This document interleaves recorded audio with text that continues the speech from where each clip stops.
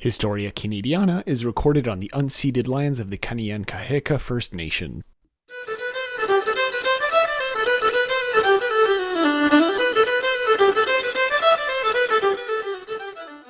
Hello, everyone, and welcome to Historia Canadiana, the show where we talk about literature, history, and culture in Canada.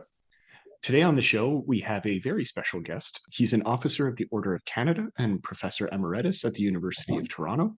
Our guest has worked on sovereignty and land claims throughout Canada and indeed around the world, and has spoken widely on literary, historical, and cultural issues.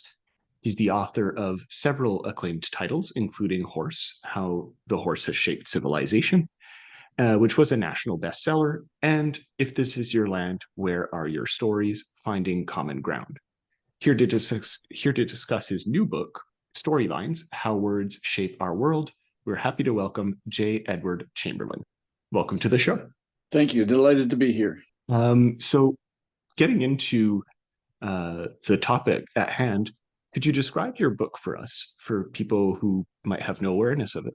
Well, let me just kind of give a sense of the range.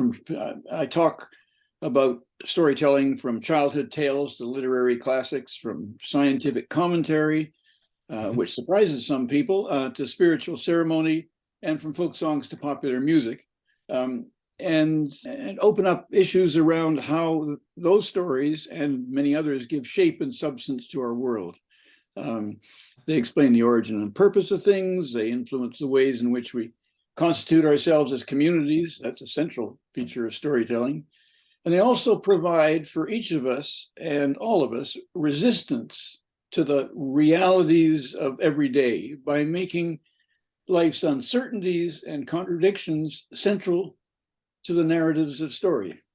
And I try to show, I hope I do show, how understanding how stories work can help us find new ways to balance the beliefs that keep us going, the doubts that keep us alive, and the hopes that make us human. So that's sort of a broad account of the book and of its range, and a hope of its fun, of its entertainment. Yeah, for sure. That's one thing I want to talk about later, but your actual writing style makes, what could be a very difficult subject to engage with, or at least certainly a dry one, extremely interesting and engaging. So that's something I do want to talk about a bit later. Thank you. But in your answer, you kind of bring this up. So this is simultaneously a very specific topic, but also a very large one in many ways, right?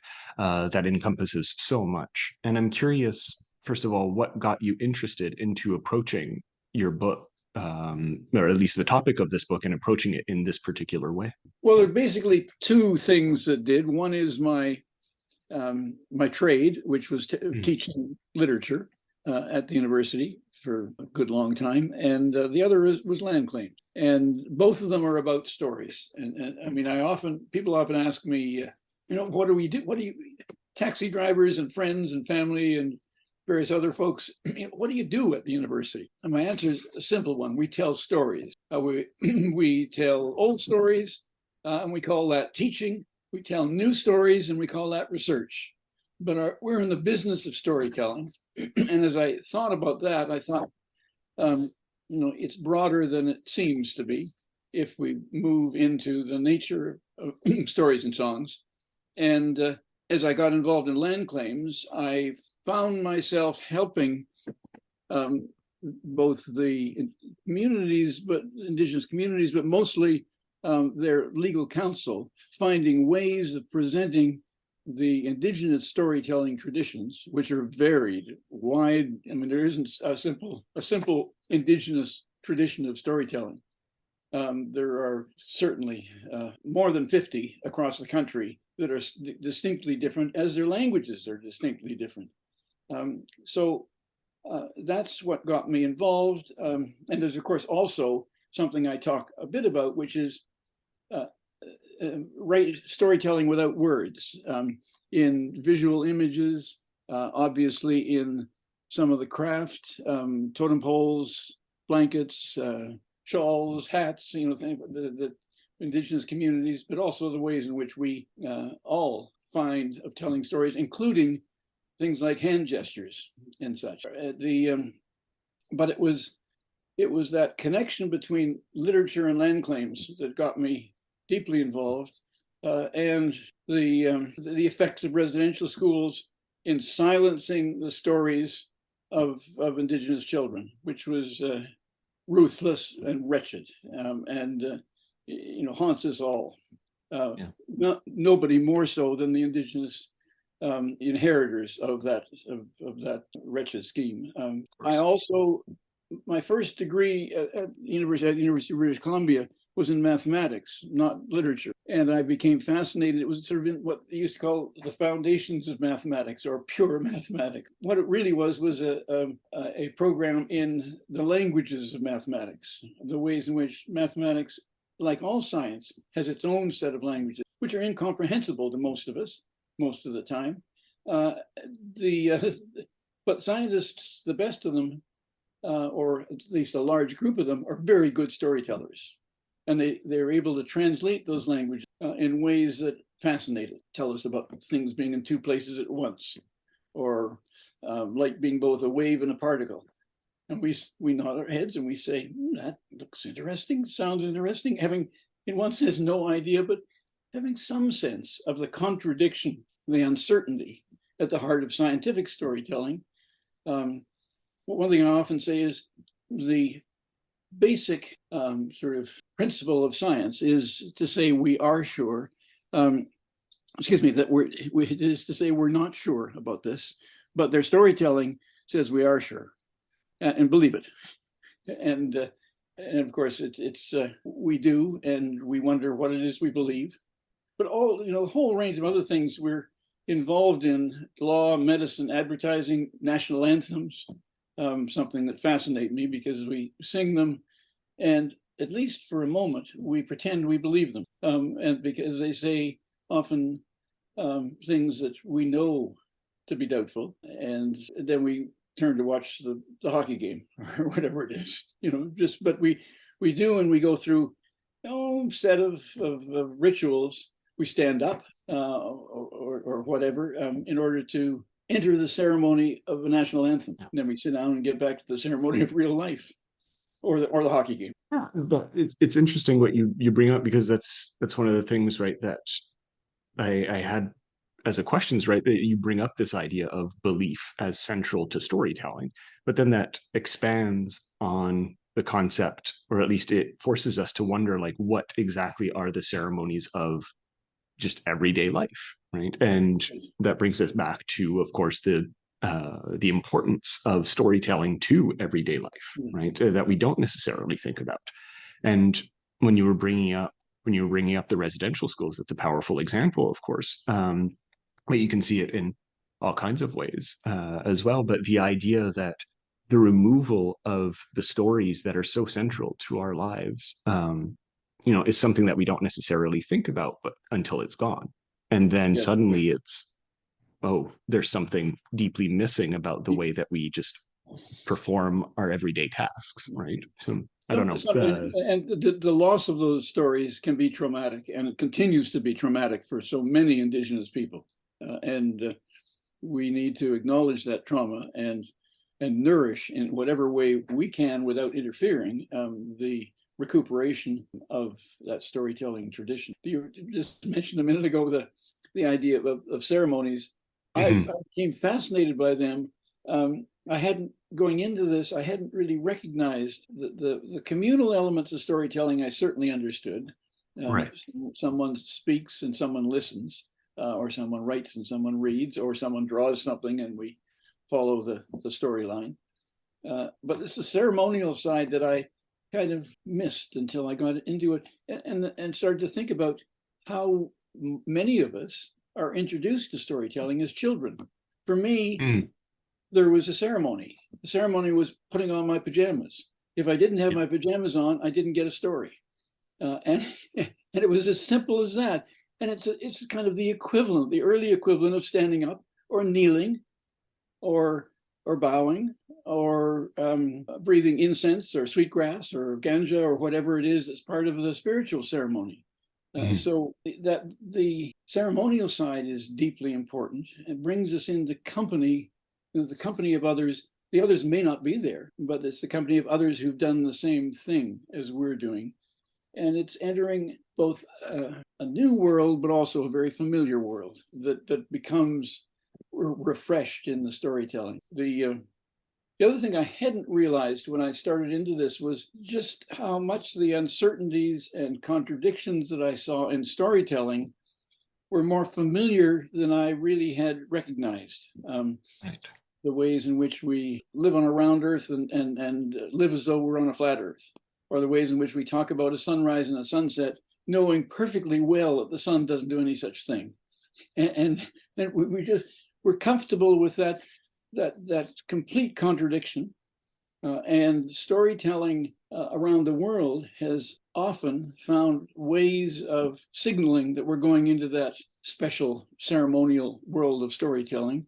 Once Upon a Time is, the one I grew up with, and began to realize that Once Upon a Time is right now when the story is coming. So it's both, somewhere, sometime, and both right in the now. distant past, future, and present, yes, and immediate to the moments of the storytelling. But many traditions have ways. The traditional Majorcan storytellers used to begin their stories, probably still do begin their stories, meaning, which means it was and it was not. That's how they'd say that, and they'd start into the story. The folks I worked with in Southern Africa, in the Kalahari, had a word, Ngurube, which meant the happening that's not happening. And you see that, sorry to interject, in Thomas King's Green Grass Running Water, if I remember that book correctly. Absolutely. That's where, go ahead. No, please. I'm just nodding here. It's there's a section, or a recurring section, I should say, in the book where indigenous people, I think they're Cherokee in the book, if I'm remembering correctly, but right, and the storytellers in the book start the story always with the same thing but slightly different, right? So it's a recurring pattern that changes according to a certain moment, but that still attaches it to a wider continuity and a wider tradition of storytelling that cannot necessarily be perceived in that moment, but that, to bring it back to your previous point, right, we have a kind of faith or a belief that it has existed for a certain amount of time, right? And that gives us a certain form of comfort, in a sense. As ceremonies are there to do. I mean, that they are a comforting part of the human society that's developed over the millennia, and stories are central to that, and they're I often think of a little account given by Dan Yashinsky, who's a Toronto storyteller of renown and of great skill and wonder. He tells about a time when he was working at a boys' camp. No, it was a children's camp up near Bolton, Ontario, and he was a counselor there. And another counselor one evening was telling a story around the campfire. The kids were sitting around, and he started the story and it was a story about Old Man Bolton, a legendary figure who lived in the neighborhood and had done all kinds of horrendous, terrifying things to the people around. But a wonderful story, a wonderful kids sort of story, and he told it, and then the light was going, and he introduced it with statements like, this was in the old days before flashlights. And as the light went, things got a little nervous around that campfire, and the kids, and then he finished the story and said, "All right, kids, off to bed," in their tents. Nobody moved, and he said it again. Still nobody moved. And then one youngster sort of spoke up very, very sort of hesitantly and said, "Is Old Man Bolton still alive?" And the storyteller answered, "Probably not." And it kind of catches something that wonder and the wondering that are at the heart of stories and storytelling, and still are. I mean, the other example, we can think of all kinds of examples from science, is this desk that this computer and my books sit on. Is it about to collapse into, there's a bunch of small particles going inside, going back and forth? Probably not, is the scientist's answer. But anyway, that's Statistically speaking. exactly. Yeah, that's right. Yeah. And I'm curious, you've when reading this text, right, I did see some relations with previous works, like If This Is Your Land, where your stories, and I'm curious how you see this as part of a wider oeuvre that you're building.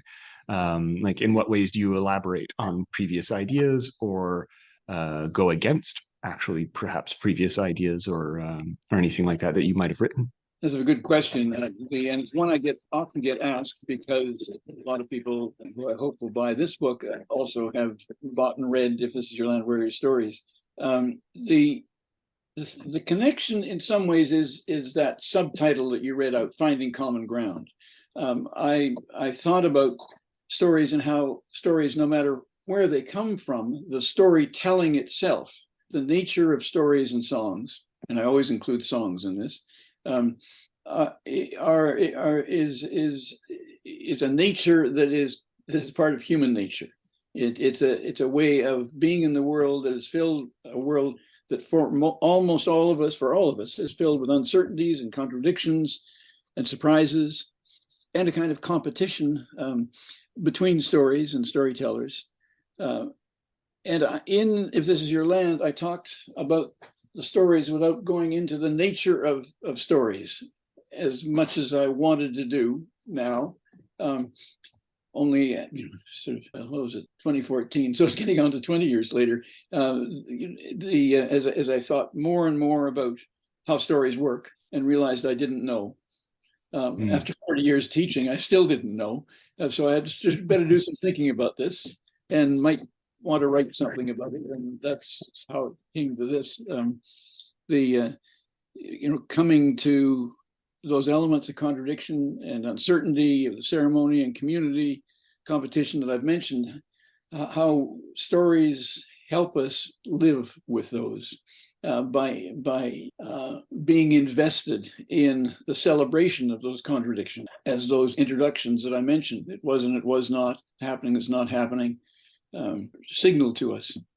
So understanding how stories work, and some important things I hope about how our lives work, and how, or don't work, and how stories sort of shape that or misshape. And we've got a terribly obvious example of that in stories like Columbus Discovered America, and the consequences of that have been really just disastrous, unspeakable. I mean, we just the Jamaicans have a word for a story that needs to disappear.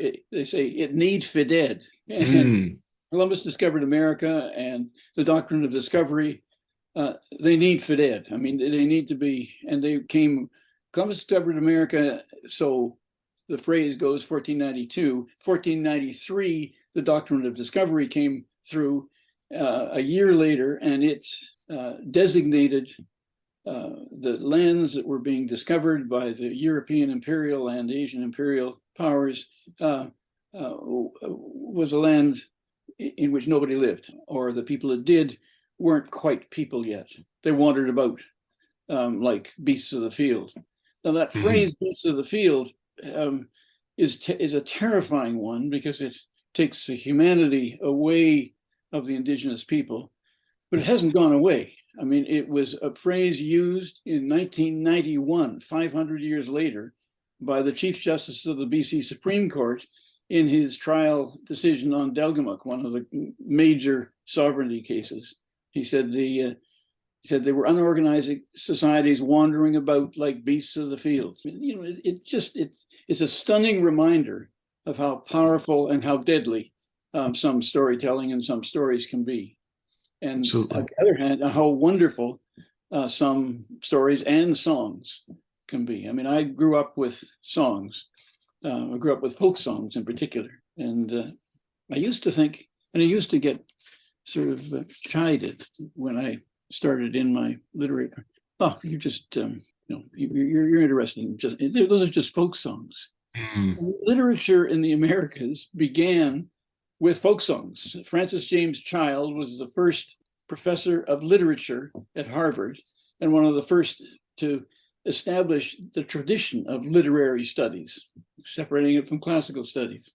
And Francis James Child was the one who edited the border ballads, England and Scotland, that became the Child Ballads. And they were one of the kind of foundational resources for people talking about folk songs, but they're also foundational resources for those of us who think about stories and storytelling. And they're at the heart of literary studies. So I'm reminded when you're talking about especially the moment of Columbus's arrival in this case, which is simultaneously something that, as you were saying with the Jamaican example, should be dead insofar as we, but we cannot escape it in a sense. And it's very difficult to escape the reality of it, and we, in a sense, shouldn't escape the reality of it. And I'm always reminded whenever I speak of that of Robert Croce's excellent essay. I think he wrote it in the 80s. The moment of discovery of America continues. That one always rings true for me whenever I read it. And so far as this ongoing contention or this ongoing engagement with this very specific moment that cannot, by its very definition, just be a moment, right? And how that continues to impact us throughout, the rest of North American history, probably, and American in its entirety history. So it's fascinating. Anyway, I just wanted to add on to that because what you were saying rang particularly true in my mind with in relation to that. Yeah. The other thing it reminds me of always is another sort of moment from Tom King, the inconvenient Indian. The Indian being a nobody has become an inconvenience. I mean, I say that in chorus with Tom King. So, yes. So I'm curious, in this case, you mentioned already that the interest in this topic came about with your interest in land claims in particular. And I'm curious in what way your engagement with this topic has further helped you in your work with land claims, like a bit later. So while you were interested in land claims and that brought you to storytelling, did the storytelling bring you back to reevaluating your work with land claims in this case? I'm curious. Yes, it did. It's certainly in a variety of ways. One of them is for anyone working in the field is an obvious one. When we think of stories, we often forget. But when we think in a kind of analytic way about stories, we often forget that many of the stories, and certainly the ones we began our lives with, were told. It was oral storytelling. And this has reminded me, this work has reminded me of what I already knew and saw from days of Mackenzie Valley Pipeline Inquiry on, the importance of oral storytelling, the absolutely central importance of storytelling. Also, but related to it, the extent to which we have to learn how to listen, the same way we learn how to read. And we kind of forget that, and our sort of academies wash over that, even though they are arenas of oral performance. People stand up and talk. Teachers speak. Students answer. And all of our central institutions, courts, parliament, schools, they're arenas of orality.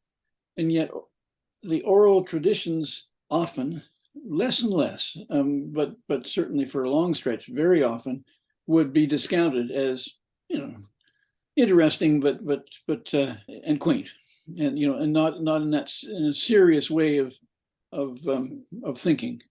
and analyzing and such. That's nonsense, but it's pervasive, and it certainly was, and still it's taken a long time to address that.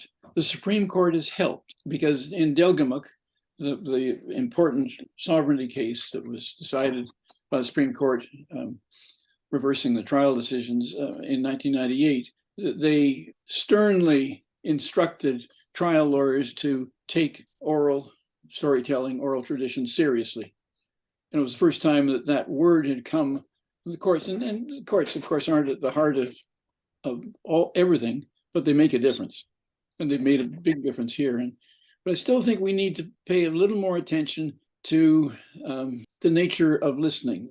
We're necessarily getting along with that with music and song, but it's still, we're still somewhere. I was blessed by working with several very gifted listeners. One was Thomas Berger, and who I worked with very closely, Mackenzie Valley, and then I worked with a number of times since. The other was the leader of the Giksan who brought the Delgamuukw case to trial, Neil Sterrett. And I knew him he died a couple of years ago, sadly. I knew him for most of 50 years.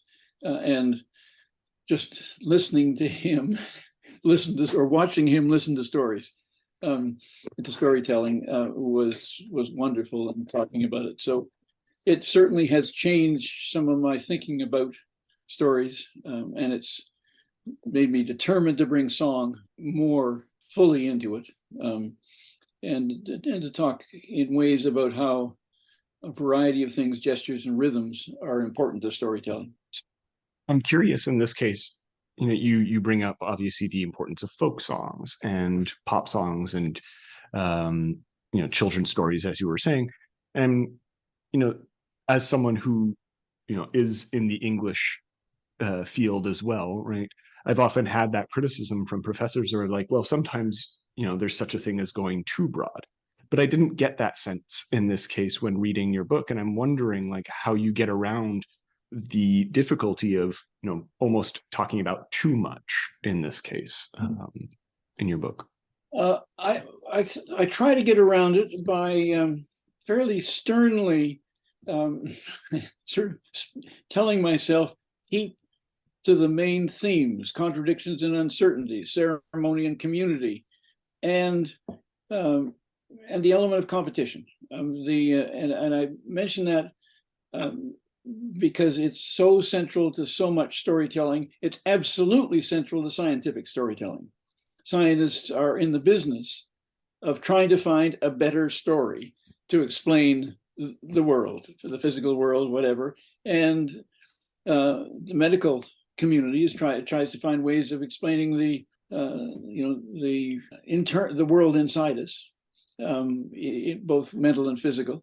And the spiritual traditions try to find ways of explaining the mysteries at the heart of our world, and so it's sort of keeping with those elements of competition, of contradiction, and uncertainty, the ceremony and community that have helped me manage this without letting it get out of control. And you can probably tell, I'm enthusiastic about a whole bunch of the things I talk about, and so I have to, be fairly strict with myself and make sure And one of the difficult things with the book was establishing. I wrote a draft, thought it was perfect. Gave it to my editor, a wonderful editor named Jennifer Glossop from Toronto. I've worked with before. I worked with If This Is Your Land, actually. So I've worked with her for a number of years and several other books. And she read it and said, as she knew well as an experience, to say, Ted, this is wonderful. It's going to be a great book. There's only two problems, she said. It's got no structure and the seams are showing. And I love that last one. And my wife, Lorna Goodison, whose mother was a dressmaker, said, oh, that second one is the serious one. Seams should not be shown. And so it was the discipline of dealing with that that helped me manage the rest of it. And I did find a structure which is, again, shaped around those elements and elements of truth and belief as well. And and keeping some, I hope, useful sense of us moving ahead towards not so much towards some conclusions, but towards a broader range of understandings about how stories work. I actually have two things to say after what you just said. So I do like the idea or the image associated with seams in this case, like seeing the cracks almost, or seeing the points of connection. Obviously, yeah, but it's interesting because you also have brought up both in this interview and in your book, right, the idea of story contradiction. And that's, to me, like the ultimate seam in a sense that you can, and one of the things I guess that what you're talking about is that rather than hiding the seam, you're engaging with it, right? Yes. You're almost opening up the seam in a sense and reattaching it in a new pattern that someone might get new insight into. Right? And am I accurate in saying? Oh, you are. And one of the, I come back various times throughout the book to one of the ways in which I do it with regard to something that that you mentioned early on, belief. Stories show us how to move beyond believe it or not, to believe it and not, and, to believe that contradiction within the story. And it begins, of course, for all of us, it begins, though we don't think about this, we naturalize it. It begins with language itself, the words. I remember in grade 1, going into the class, it was like I was nervous and excited about being in class. The teacher had letters written up on the blackboard. And one I remember vividly was C-A-T. And she asked around the class, and then she got to me, she said, what's that? I said, 3 letters, C-A-T. And she said, that's a cat. And I said, no, it's not. It's 3 letters. And that morning didn't end well. But by the next day I was fine. I mean, I just sort of bought into the nature of language, which is, Marshall McLuhan had a phrase that I like, by the meaningless sign linked to the meaningless sound, we've given shape and meaning to the world. And we have, and we do. And that's what learning a language is all about. And having been in the presence of a wide range of languages, many of them indigenous around the world, they make meaning, not for someone who doesn't speak the language, but for someone who does. And that's what I say in a I'm sure some readers will think blessedly short set of piece on mathematics there. The language of mathematics makes sense if you know it. And it makes marvelously wonderful and contradictory sense often. But it's that learning the language and living with a language which is itself a contradiction is at the heart of storytelling. To say it as someone who once wrote that 1 + 1 = 11, that math section was indeed forgivably short. Oh, good. A man after my own heart. That's splendid. Headed for the same confusing life. Yes, certainly. And actually, that's a good segue, I guess, that story on the word cat in this case. So I'm curious, as someone who's obviously well versed in academia, right? Did you find it difficult to perhaps balance, the inclusion of personal stories with more academic writing and, these own personal interjections, right? I guess you can say, was that something that you had perhaps a bit of difficulty with, or was it natural? I had a difficulty, I guess, difficulty in the sense of managing it. I've always, some of the academic writing is in a language of its own, and takes a whole set of translation that I had never been interested in. I was always tried to write in a way that was available to folks. One of my, and I credit a number of people, one in particular, Northrop Frye was my thesis supervisor. We became very good friends when I joined the faculty at the University of Toronto, and he wrote in an available way, in a way that you can read. Not always, sometimes, but much of his things, The Educated Imagination, that great Massey lecture, for example, is like that. So I tried to write in that kind of way, but I still have great respect for some of the academic writing and some of the writing which uses, I mean, the word jargon is just a word for a trade language within a particular trade, and the academic trade has some jargon in it, which sometimes is very useful for thinking about the things that aren't easy to think about.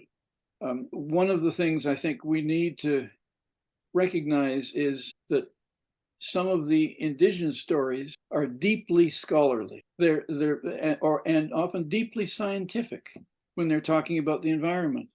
And we make a big mistake when we write those off as something, as traditional science. Or myths. It's science. The same as, or it's, put it this way, it's no less traditional than ours is traditional.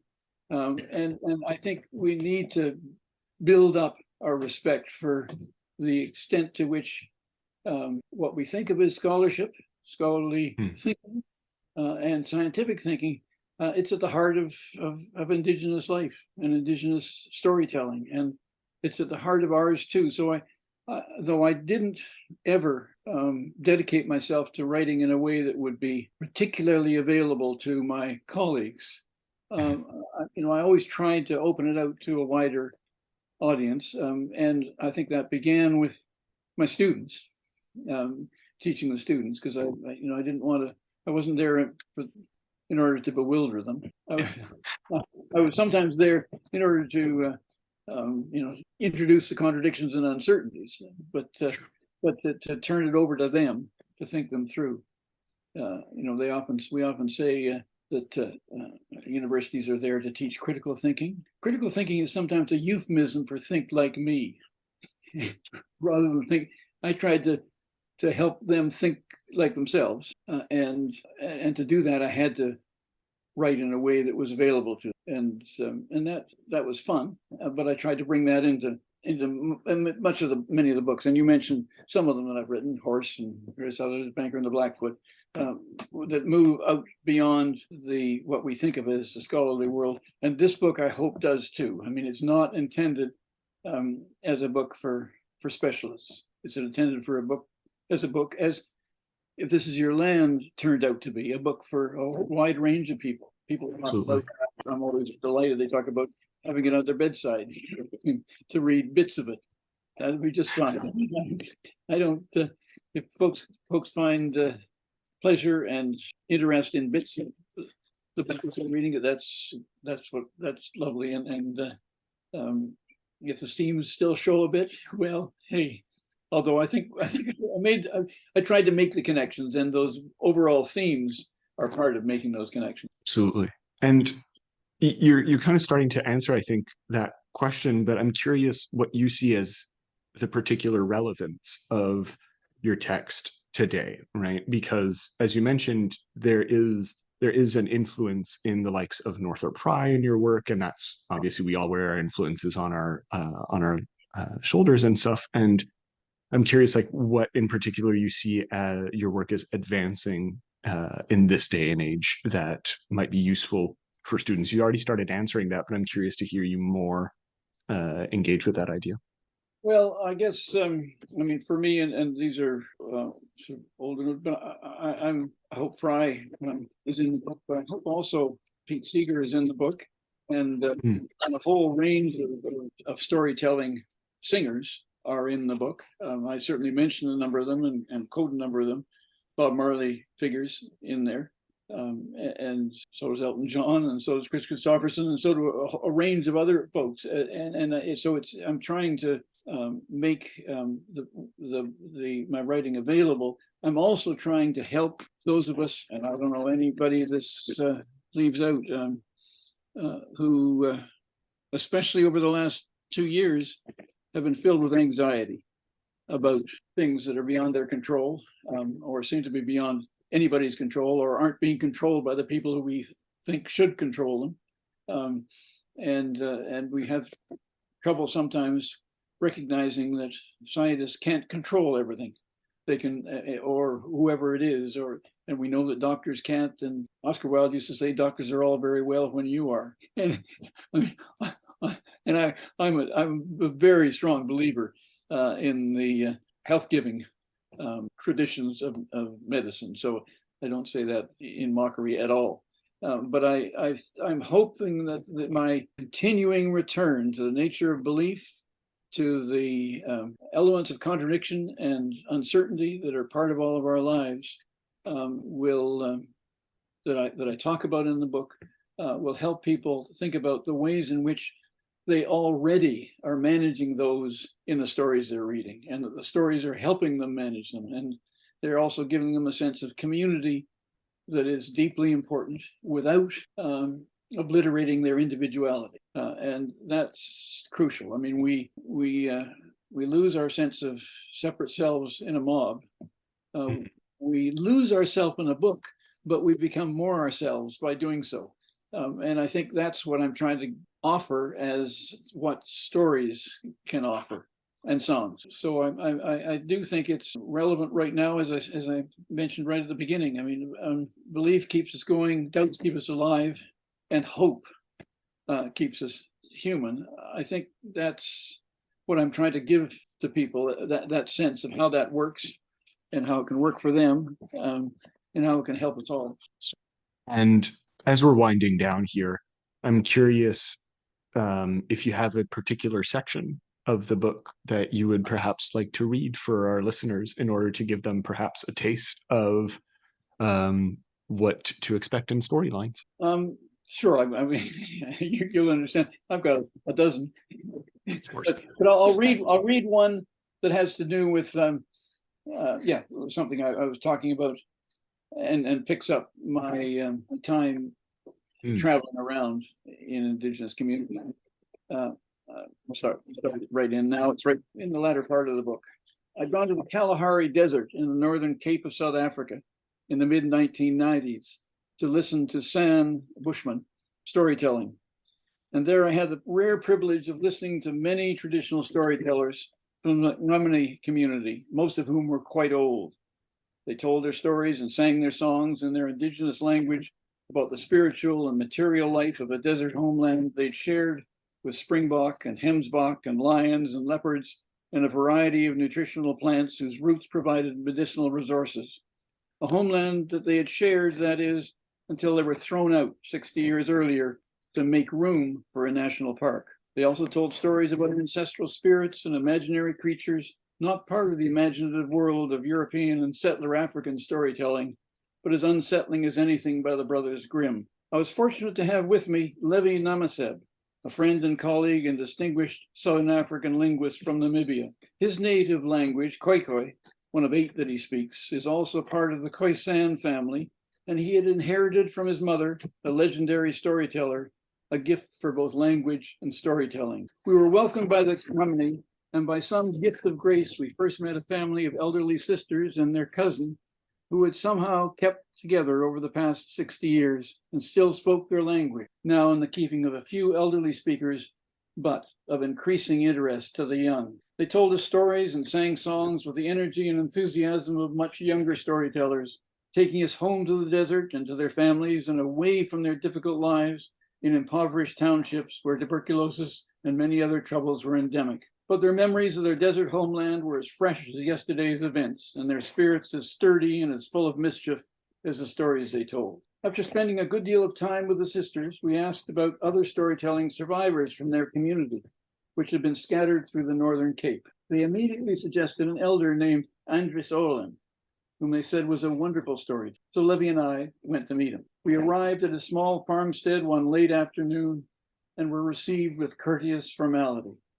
After tea and cookies and cordial conversation, we asked if he would tell us some stories. He said firmly that he didn't know any. We expressed our surprise and disappointment, but he was implacable. So Levi took up the challenge, and for the next 10 minutes, he encouraged Andris. He flattered him with the comments of other community elders who had sent us on this visit.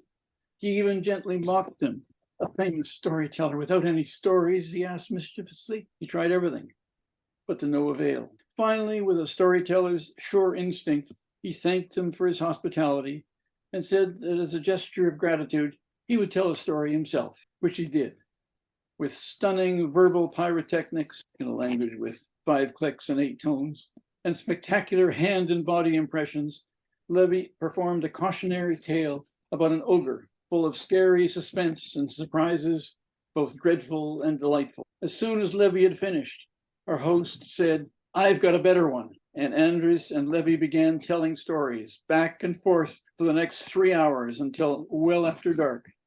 Scheherazade couldn't have done any better, and the lives of Andres and Levy didn't even depend on it, but maybe they did. I've Got a Better One is a storytelling challenge that's echoed through the ages in every culture in the world, and it's probably where what we think now as storytelling began.